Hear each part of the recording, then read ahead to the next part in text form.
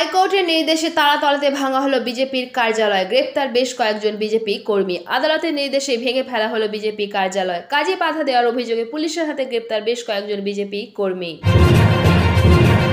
Hawker ইস্যুতে কড়া বার্তা মমতা বন্দ্যোপাধ্যায়ের। সরকারি জায়গায় জবরদখল মুক্ত করতে কড়া বার্তা দিয়েছিলেন তিনি, কিন্তু তাতে ব্যাপক উচ্ছেদ শুরু হয়েছে শহর জুড়ে। রাতারাতি হকার ফুটপাতে দোকানপাট উঠিয়ে দিচ্ছে পুলিশ, বুলডোজার দিয়ে ভেঙে ফেলা হচ্ছে রুটি রুজির মাধ্যম। সেই নিয়ে ফের পুলিশ ও প্রশাসনকে কড়া বার্তা মুখ্যমন্ত্রী মমতা বন্দ্যোপাধ্যায়। নিজেরাই বসাবেন, নিজেরাই তুলবেন, তা হওয়ার জো নেই বলে বার্তা দিলেন তিনি। নেতা পুলিশকে লোভ সম্বরণ করতে বললেন।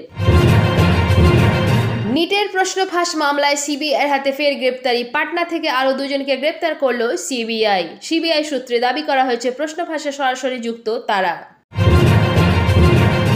রাজভবনে কর্মীদের প্রবেশে আরো কড়াকড়ি, শুধু আইডি কার্ড নয়, এবার ফোন নম্বর দিয়ে এন্ট্রি করতে হবে। রাজভবনের নর্থ গেটে ফোন নম্বর দিয়ে ঢুকতে হচ্ছে কর্মীদের। রাজভবনের বাইরে খেতে গেলেও জানাতে হচ্ছে পুলিশকে। ছুটির শেষে আবার এন্ট্রি করতে হচ্ছে সময়। সোমবার থেকে কার্যকর নতুন নিয়ম, খবর রাজভবন সূত্রে। হকার উচ্ছেদ অভিযান নিয়ে মন্তব্য মমতা বন্দ্যোপাধ্যায়ের। কারো চাকরি খাওয়ার অধিকার আমার নেই, কাউকে বেকার করার অধিকারও নেই। লক্ষ লক্ষ মানুষ হকারি করে খায়। এখনই উচ্ছেদের মধ্যে না গিয়ে 1 মাস যেহেতু টাইম নিয়েছে ওরা, 1 মাসের মধ্যে আমাদের কাজ শেষ করতে হবে, বললেন মমতা বন্দ্যোপাধ্যায়।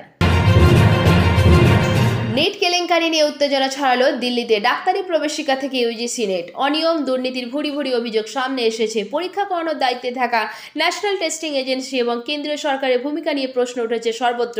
সেই আবহেই এবার দিল্লিতে এনটিএ দপ্তরে উত্তেজনা ছড়ালো। শতাধিক ছাত্রছাত্রী এনটিএ দপ্তরে ঢুকে তালা ঝুলিয়ে দিলেন। বিপজ্জনক বাড়ি সংস্কার না হলে অধিগ্রহণ করে নিতে হবে। বিপজ্জনক বাড়ি কেনার জন্য একটা তহবিল গড়ার কথা ভাবা হবে, মন্তব্য মমতা বন্দ্যোপাধ্যায়ের। রাজ্যপাল সংঘাতে এবার নয়া মোড়। 2 বিধায়কের শপথ গ্রহণ ঘিরে টানাপোড়েন অব্যাহত। সেই আবহেই এবার রাজ্যপাল সিভি আনন্দ বোসের অভিসন্ধি নিয়ে প্রশ্ন তুললেন বরানগরের বিধায়ক সায়ন্তিকা বন্দ্যোপাধ্যায়। সায়ন্তিকা বন্দ্যোপাধ্যায় জানিয়েছেন, উপনির্বাচনে জিতে 2 জন বিধায়কের শপথ নেওয়ার কথা, অথচ রাজ্যপাল শুধু তাকে আহ্বান জানিয়েছেন। একা তাকেই কেন ডাকা হয়েছে, সেটাই সায়ন্তিকা বন্দ্যোপাধ্যায়ের প্রশ্ন। হকার উচ্ছেদ নিয়ে মন্তব্য মমতা বন্দ্যোপাধ্যায়ের। হকার উচ্ছেদ লক্ষ্য নয়, রাজারহাটে হকারদের জন্য সার্ভে করে আলাদা জায়গা করে দেয়া হোক। আবহাওয়ার পূর্বাভাস। আবহাওয়া দপ্তরের তরফে জানানো হয়েছে, বঙ্গোপসাগরে একটি ঘূর্ণাবর্ত ঘনীভূত হচ্ছে, যা এই সপ্তাহের শেষে নিম্নচাপে পরিণত হওয়ার সম্ভাবনা রয়েছে। এর জেরে সপ্তাহান্তে বাড়তে পারে বৃষ্টির পরিমাণ। দক্ষিণবঙ্গের পাশাপাশি উত্তরবঙ্গেও বাড়বে ভারী বৃষ্টির পরিমাণ।